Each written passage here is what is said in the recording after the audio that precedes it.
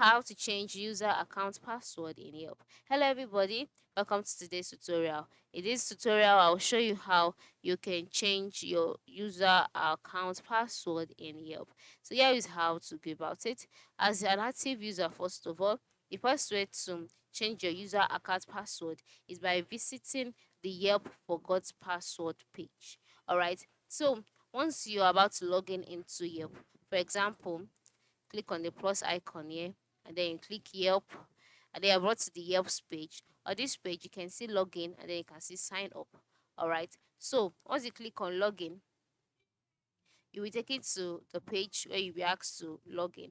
And the reason why mine logged in automatically without asking me for the page is because I have saved my password to my Google account already.